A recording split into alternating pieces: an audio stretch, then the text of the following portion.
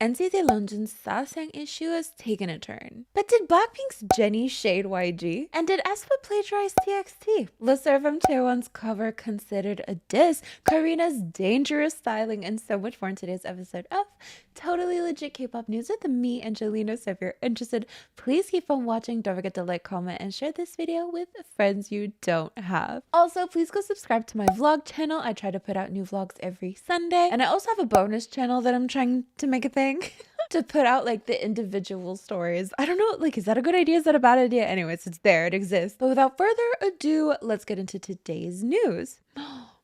Wait a minute. Someone legit emailed me to bring back the microphone. So let's go. So before we talk about this story, just know that I did look up how to pronounce his name. I heard a video where he specifically pronounces it London, but then like in compilation videos, every member is like pronouncing it differently, like London. So please forgive me. I'm trying my best with this pronunciation. Like my instinct would be to say Renjun. London. Renjun.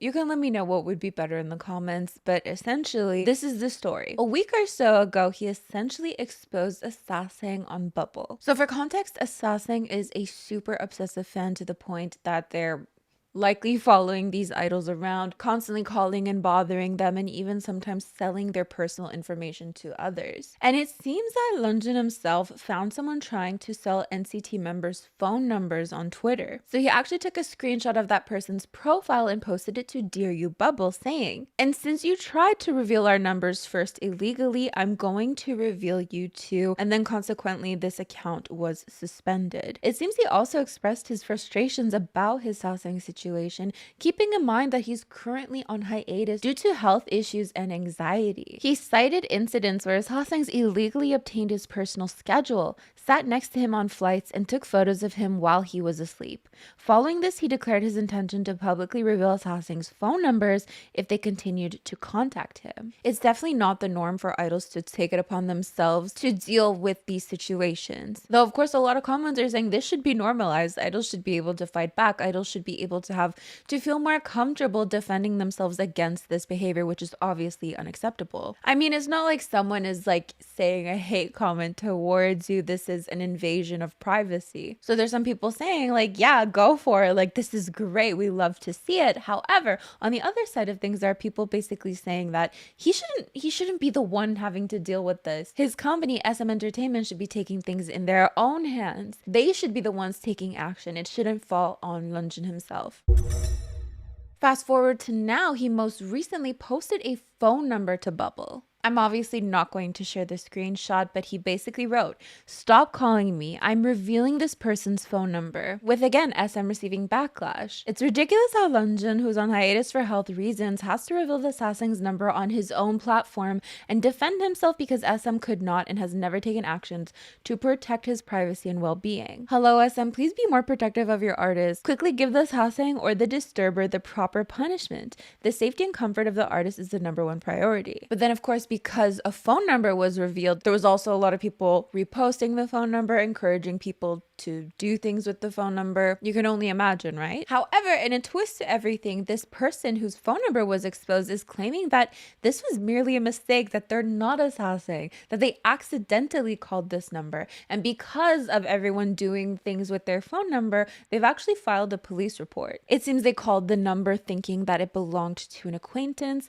After Lungin threatened to report the number, he publicly disclosed the number on Bubble. So this fan explained on Twitter, "I want to make it clear that I'm absolutely not a Sasang of NCT, and I have no interest in any idol or celebrity. I was surprised when Lungin said he'd report my number, but I thought, has my friend changed their number? After receiving abusive messages and calls, I searched Sasang on Twitter X just in case and saw that Lungin had posted my phone number on Bubble, claiming I was his housing. After realizing this, I went to the police station. The investigator asked if I had been making continuous calls, to which I clarified I had only called once by mistake and handed over my phone records." From here, we see this person posting pictures of them going to the police station. So here's a picture in front of the police station. More proof. They even posted a taxi receipt for them to go to the police station. They even posted the subscription list on their phone. To explain in short, I used an iPhone and I searched for friend A through my contacts and not using the keypad. I called the number that was saved with friend A's name, but that happened to be Lunjun. I don't know why Lunjun's number was saved under my friend's name.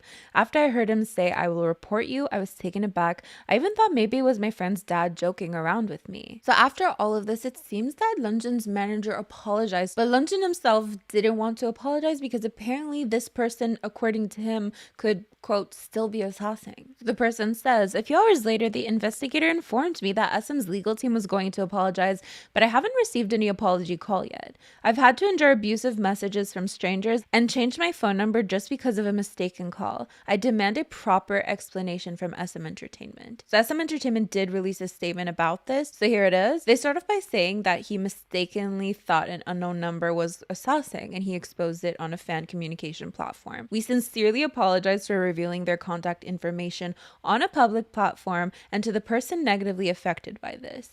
After learning that the victim had contacted the local police station, we immediately apologized through the investigating officer and took steps to remove the post. We will continue to work to prevent any further harm and kindly ask that people refrain from contacting the victim. Lunjun is deeply reflecting on his careless actions, and we also sincerely apologize for our shortcomings in managing our artists.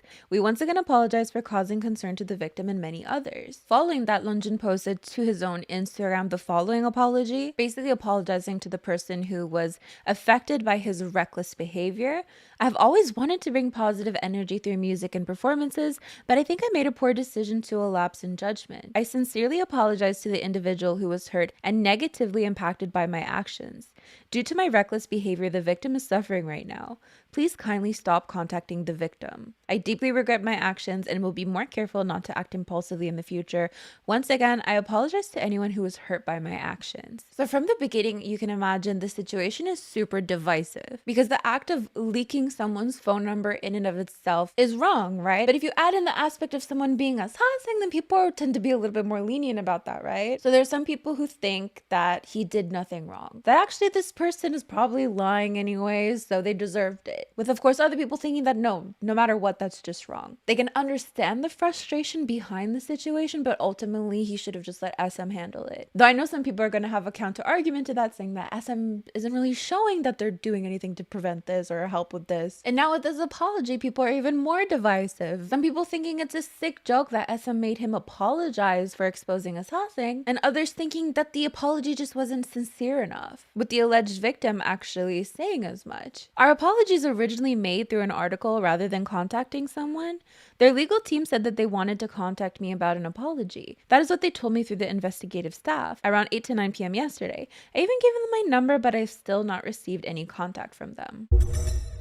So let's read some comments about the situation with the understanding that not everyone is going to feel the same way, and these comments in no way represent a single group of people. Not every K-netizen is going to think that he needs to apologize. There are some who are going to think that the alleged assassin deserved it. Just like not every international stan is going to think that he did nothing wrong. There are some who are condemning it. So please keep that in mind as we read some comments. It's just to gain some perspectives, not everybody's perspective. Because if you go on Twitter, international stans' feelings about this are way different than, let's say, if you go on Reddit about this and there's still international stans. Do you know what I mean? You should apologize with more sincerity and pay for the damages you've caused. You should have said that the person was not assassin, that you had made a mistake, and that the person was a victim. Can't believe there are some fans defending this guy. You should say that the person is an assassin. I've seen some horrible things about the victim. The victim should be the one who decides whether he has been criticized enough. Looking at the comments in his Instagram, I am at a loss for words. You should have said that he wasn't assassin. You missed the most important part. If you had apologized before the backlash, it would have been better. Now it seems like you're apologizing because you have to. And then some criticism towards SM because of the apology. The situation is seriously crazy. SM didn't lift a finger for months to protect Lunjun's privacy and take legal actions against Sasaengs, but it takes them less than 24 hours to release an official apology to one of them. Maybe the world is effed up. How about apologize and failing to protect Lunjun himself for months of agony and emotional damage from all these invasion of privacy, bullying, targeted harassments he received because SM did nothing about it? The audacity of this company never fails to disappoint me. No need to apologize, Lunjun it's not your fault. I'm so sorry for Lungin. He should never apologize, but he's the victim here. He's tired, fighting for his mental health and well-being, has no choice but to protect himself, and nobody in that company is helping. I wish for him to win this battle. We'll be by your side until the end. So of course I would love to know what you think of the situation. I do want to take a minute to talk about SM Entertainment because I wonder what steps companies can take. I'm really curious about it. Just like legality wise and everything. Because can you really be arrested for calling someone multiple times? I mean, have you guys seen the show Baby Reindeer? Like, and just in general, hearing about similar situations of someone constantly bothering you. Unless it gets like physical, unless there's actual threats involved, then the likelihood of anything actually coming out of it is very low. Just to clarify, I'm not saying this is how it is and this is why it is the way it is. I'm more so like asking, is it because that's the way it is that it's such a big issue and it seems like companies aren't super able to tackle it? Have you seen any companies tackle specifically sasaengs in the past? Blackpink's Jennie is out there living her best life. She started her own company. She's literally anywhere and everywhere at any given moment, and she's been teasing her music. I don't know if you guys saw her interview with Billie Eilish. There were multiple times that she brought up her future solo album. So it's coming. When? Who knows? But we did get some music teased to us in a recent Beats by Dr. Dre ad, which is funny because that is such an oddly YG thing to do. More symbolism. Wow, my mind. Remember when every YG music video used to be just like a Beats by Dr. Dre ad? When every music video ever, actually. But I digress. The song used in the ad is called Untitled, and it's by Jennie, and she's rapping in it. And people are looking into the lyrics thinking that it's shading YG Entertainment. So let's take a look. Taken for granted, taken as hostage, carried the baggage, carried the past us. As luck would have it, future was written. They didn't plan for a woman to woman up. So aside from the YG, potentially shading YG, a lot of people love the empowerment of the lyrics. They didn't plan for a woman to woman up. But is there a possibility that she is shading YG? Because just like taken for granted, taken as hostage, carry the baggage. Could this be like company specific, or is it just like in general? In general, going through life unappreciated. What do you think? Well, let's read some comments actually. Should we listen to a snippet? I don't think Odd Atelier is gonna be like as stingy as like YG to go as far as to give us a copyright claim. But let's just. Okay, why am I reminded of Lego and Fearless? We came to take with. What is that from? Is it Super Lady? Lego and Fearless, we came to take with. Lego and Fearless, we came to take with. I don't know why I'm reminded of that. But anyways, taken for granted, taken as hostage, carried the baggage, carried the pastas.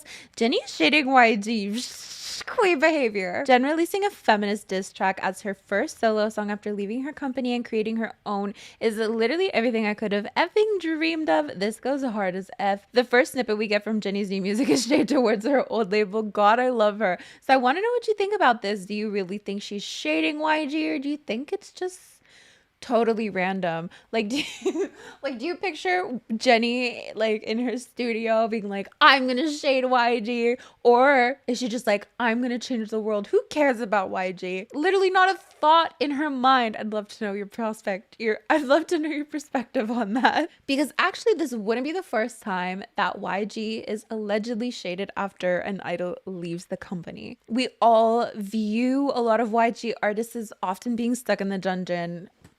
Objectively, I feel like that's true. We get like so little out of YG artists, and I can imagine that's super frustrating. So another example of this is CL. CL of 21 hadn't released anything in so long, and then when she finally left the company, she suddenly released so many songs, and she had dates within the titles of the songs, and some of the dates were when she was still at YG. So people thought that was shady that she kept she kept the dates in the titles to show that like, oh, I created this back then, but I couldn't release, you know what I mean? But anyways, aespa recently released their music video for This Is My Life, and fans are comparing it to TXT's Love Song. Someone's gonna come for me because I didn't say the 0x1 equals God damn it, 0x1 equals Love Song. 0x1 equals love song parenthesis I know I love you featuring Saudi. Arguably TXT's best song, the Mod Sun version being my favorite version. I'm prepared to fight with anyone in the comments about that. But as someone who loves comparisons, let's take a look. I'm curious to see the cars. Oh my god, no, that is Jennie's solo plagiarism. What are you talking about? They're riding on the car? Not even a distant memory? Add some wings. Literally, not me adding on to this. No, that's not what I meant. Is he on a car? That seems like a long car. What is he on? He's not on a car, is he? Anyways, we have plaid in common here and then laying down. He's not on a car, is he? Someone's gonna be like, you're a fake fan of 0x1 equals love song parenthesis I know I love you featuring Saudi, but I love the song. I didn't watch the music video 10 times. Forgive me. So then we move on to actually the car, which is a similar car. Are they pushing the car? Well, TXT are pushing the car. aespa, don't know what they're doing, sleeping on the car. And then of course the shooting stars. Is TXT in the mood board? Too similar to be taken as just inspiration. This is not even the end. So we have more. We have the pool scene. I love this scene because you have a pool within a pool and fishies. And then we have an empty pool again with stuff inside. The shooting stars as well. Then just more similarities, heads against heads, backseat shots, and being on a couch. SM completely plagiarized TXT's 0x1 equals love song parenthesis I know I love you featuring Saudi OG music video and Japanese music video. From the concept to the cinematics to the storyline is a full copy. It's absurd they've done it before with Blue Orange Jade too, so this isn't even their first offense. This is in no way hate towards the girls, but SM. Of course, there are people who think that this is such a stretch, that is just a typical basic concept. So I'm dying to hear your thoughts about this. Do you think that these are just, basic music video tropes, or do you think too much inspiration was taken here? Next up, we have LE SSERAFIM's Chaewon, who recently did a cover of Ariana Grande's We Can't Be Friends, and it went super viral. Let's take a little bit of a look at it. I didn't think you'd understand me. Oops. I literally saw someone say, like, there's no way she pre-recorded this and is lip syncing to it. I'm just as skeptical as the next stan, but that's a lot of effort to put into a 1 minute cover, especially when you have a super good quality mic that's likely being run into a computer where you have all these mixing elements. You know what I mean? There's no need for that. There's really the worst. Okay, I think Chaewon has a nice voice, but I don't think you need to go through all those hoops. You could just the worst singer could sound good with some auto tune, right? Do you know what I mean? Anyways, all of that was literally 5 minutes. I sang the whole song and I cut it out. All that to say, I just feel that's a lot of effort. That's a lot of effort when she doesn't need it. She doesn't. I would. But some people think that this is a diss towards the haters, but not in a cute way. Obviously, I'm not trying to paint everyone's opinion to be the same. Just this specific post talking about it is so she's trying to diss the people criticizing her performance, trying to run away from her bad performances. I heard you posted a cover song by Kim Taewon, so I looked at the lyrics. I don't want to tiptoe, but I don't want to hide. But I don't want to feed this monstrous fire.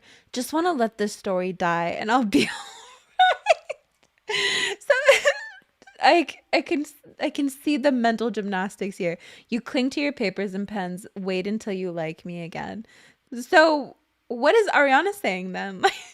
What is Ariana saying if this is what Chaewon is using to say something to fans? Do you want to braid this story and ask me to like you? These guys are still fighting with the public. Let's read some comments. How crazy is this? It's just funny. Since you hate Kim Taewon, everything you do will look bad. Let's listen to the song as a song. I feel like I practice lip sync hard. In order to make it difficult for me, I listened to cover songs and even tried to give meaning to the subtitles. It would have been fine if they hadn't added subtitles, but they even added translations to the subtitles. You can clearly see the intention of the person who posted it, so why are you shielding yourself by saying no? Thor, do you think there's really a hidden meaning to this? Or is it just a song? I feel like she could have sang any song and it would have somehow been something. And you know, maybe it is a message. Maybe it like super resonated with her. It super vibed with her, like on a personal level. Even if it is about everything happening, I feel like that would be her right. Right? Like you cling to your papers and pens, like it like fits any idol basically. But anyways, moving on. This is what they meant when they said beauty is pain. So poor Karina is being discussed again because of another styling issue. This just keeps adding up, one after the other. Needles, this, that, shoes breaking, tripping on skirts, broken shoes, mismatched shoes. Do you remember when she had a needle sticking out of her shirt? Do we remember this? Now we have these photos of Karina where we see her skin is really red. So this picture here, we can see like in the armpit area, it's quite red. Then we see some more red here. So some people are saying that continued movement might have caused a painful abrasion. Karina must be tired of stylists keep giving her uncomfortable outfit. What's wrong with aespa's stylist? Karina's safety must be prioritized. It's alarming to see her repeatedly put at risk due to wardrobe malfunctions. Ensure her styling is improved. We don't want to see any harm come her way at SM Global. Can you imagine being an idol with sensitive skin? How would I always wonder how that would work out. Would you just not be an idol because you have to wear makeup all the time? And I imagine they also wear body makeup sometimes, right? They have to. Well, maybe not. Sometimes you see like a very, very white face and then, you know. But I've heard some idols wear body makeup. So like, can you imagine having like such sensitive skin? Notice the skin on her side was already red even before they performed Supernova, and it worsened after they finished Armageddon. And it was because of her outfit. The skin below her shoulders was red too. But it's interesting how this keeps adding up, right? We've of course discussed this at length multiple times already. But I'm going to ask you again, do you think it's just like inevitabilities when it comes to styling someone? Like mistakes are going to happen. You can try to prevent them all you want, but they are going to happen. Do you agree that, yeah, mistakes are going to happen, but one too many mistakes is one too many mistakes? Do you think she's being targeted? I've seen a lot of people think she's being targeted. Let me know your updated thoughts. So in the last video, we discussed a husband who expressed that he wanted to buy an aespa album, that he liked winter, and that when he expressed this to his wife, that she called him disgusting for liking someone 10 years younger than him. So it was really fun to discuss this. You know, in the end, for that couple, they had a baby, so they couldn't get divorced. So I guess they're safe for now, but it's not looking good for aespa, who seem to be causing almost breakups left, right, and center. I actually opened up this email address for you guys to come tell me your K-pop dilemmas or your K-pop stories or whatever the case may be. Am I the K-pop asshole? And I'm so thankful for everyone who submitted stories. So let's read the first one because it's continuing on that aespa broke us up segment. I almost broke up with my boyfriend over K-pop. We always listen to K-pop in the car together. He loves boy groups and I love girl groups. And every time I have the aux, I'm hesitant to play my music because he turns into an absolute anti every time he hears any of my girl group music. At the time, aespa's Illusion was playing, and I have instant fear because it's quite a campy song for his taste. Isn't he a boy group stan? That's something coming from a guy listening to just noise. I'm kidding. I literally stan. I wanted to be like, I literally stan ATEEZ to be like, no, I stan a boy group, don't worry. But then it sounds like I'm saying ATEEZ only make noise music. ATEEZ makes miracles actually. But let's move on with the story. And he immediately parked the car during the "You're so yummy, yummy, yummy" and "my tummy, tummy, tummy" part. And he said this is garbage and his male groups were superior to this trash. I got defensive. Yes, I had to defend my girls and we bickered about it for 30 minutes. I can't listen to that song anymore since it just reminds me of that moment. Sad. It's such like, I don't know if visceral is the right word, but you know, when you love something and somebody you love is just like, no, trash. You're horrible for liking that actually. What a bad feeling that brings you, right? It's one thing to just not vibe with something like, oh, I don't personally like that song, but like to be shut down for things that you like, I hate it. I had an ex as well. Like I would be so excited to share like new things that I learned, you know. I was super into linguistics, so I'd tell him like all these fun facts and he'd be like, that's not true. You don't know what you're talking about. That's not true. I'd be like, what do you know about? I'm literally, what do you know about it? Like, but he just took so much joy out of being like, no, that's not true. And it's not even that he knew what was true. It's not even that I was spreading misinformation to him or like saying things that actually weren't true. Like he didn't have any rebuttal to it. It was just like, no, that's not true. He was fun for him to be like, that's not true. Not even engage in the conversation, just to be like, it's not true. Not even tell me what he thought was true. Cause he didn't know what he thought was true. It was just, no, that's not true.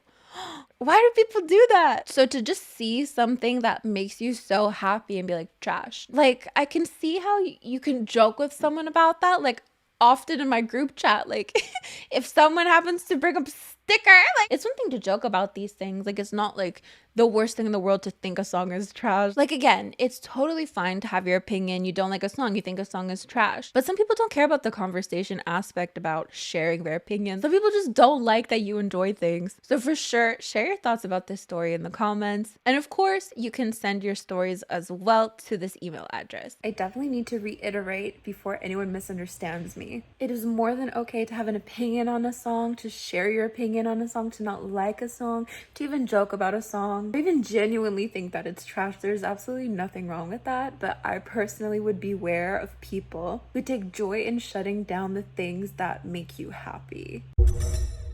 But I do have to defend myself. I do have to defend myself from the last story, because so many of the comments are telling me that, like, I got the husband so wrong, that, like, I have feminist brain rot or something. Like, I was so confused reading the comments, because I'm like, I literally didn't say anything bad about the husband. Like, I didn't call him a creep. I didn't say he shouldn't buy the aespa albums. So I'm like, why are people calling me? Like, I rewatched my video and I'm like, what did I say? Like, so the guy in the story said that, he wants to now buy 10 albums and put them all over the living room because he's mad at his wife. And I'm gonna be honest, I don't remember if I took that literally, like he actually wants 10 albums, or if I took it as a joke. A lot of people are saying, no, he's saying that like in spite of it, now he wants to do that, he's not actually gonna do it. I don't remember what I thought, but what I said like was a joke anyways. Like, I was joking about like, oh, buying 10 albums, that's like super irresponsible because it's gonna be so expensive, and people are like, it's really not that expensive, but like that was a joke, inflation, haha. But I was so convinced based on the comments that I was like trashing this man,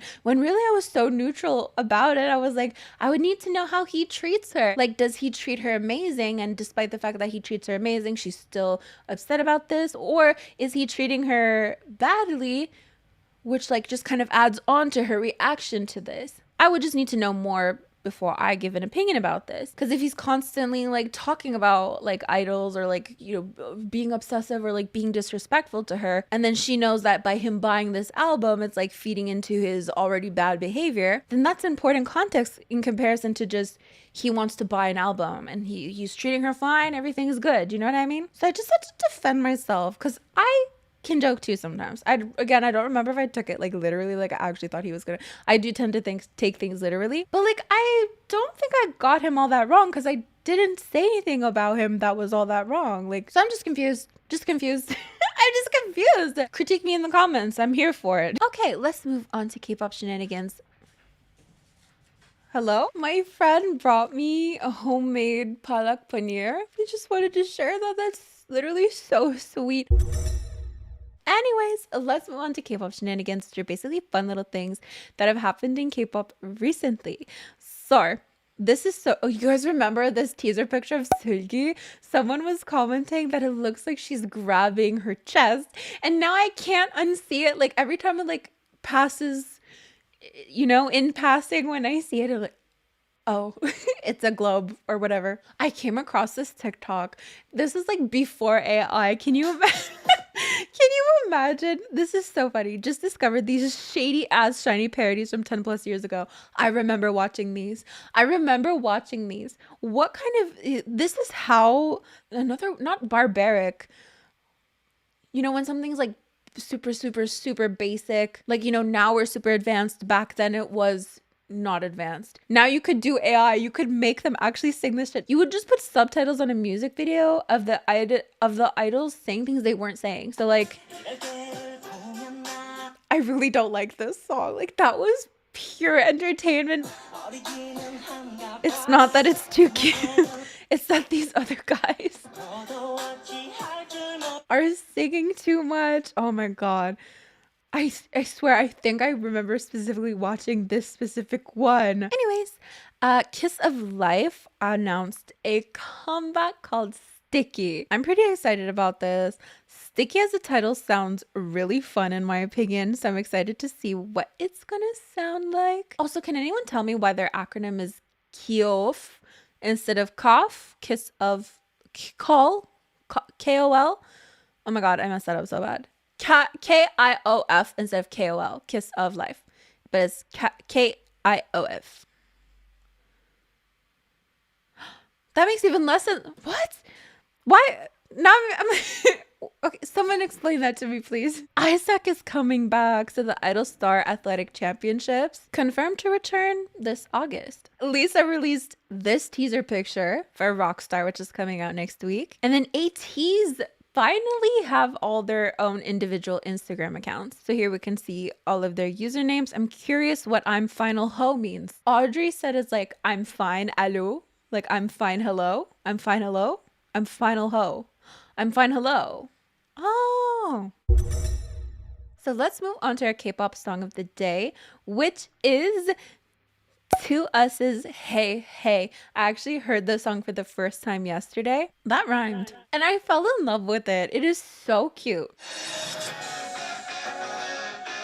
Immediately, like, uplifting. I wrote so much about this and for my end of month review, which I hope you are anticipating. I look into the lyrics, everything, but for now we're just gonna vibe a little bit. Wait for it. The chorus. I love the chorus so much. And then this guy's vocals, like, it just adds such a feeling to the song.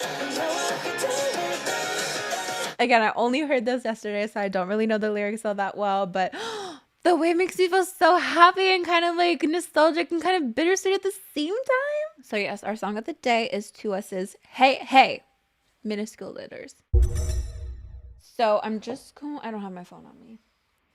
I prioritize showing you the Public Panero over bringing my phone on this tiny ass couch, so I can't check. Oh, it's connected to my laptop. Let's see if I had any K-pop dreams. I don't think I did. Oh, I did actually. Jungwoo of ATEEZ was ignoring me. Everyone was. This was a bad dream. It was a school-like setting, but we were on a boat and there were activities and no one wanted to be my friend. Oh, I remember waking up so sad from this dream. He was like my friend, but like he didn't want anyone to know we were friends. Like it was really like in public shunning me. But we were friends and it was so sad. So that's my K-pop dream. What does this mean? What could this possibly predict? But anyways, that is basically it for this video. Thank you so much for joining me. Don't forget to like, comment, and share this video with friends you don't have. These are the lovely individuals who help support my channel on a monthly basis. It means the world to me. Thank you so much. As for me, I'm going to get going. So I'll see you guys next time. Bye.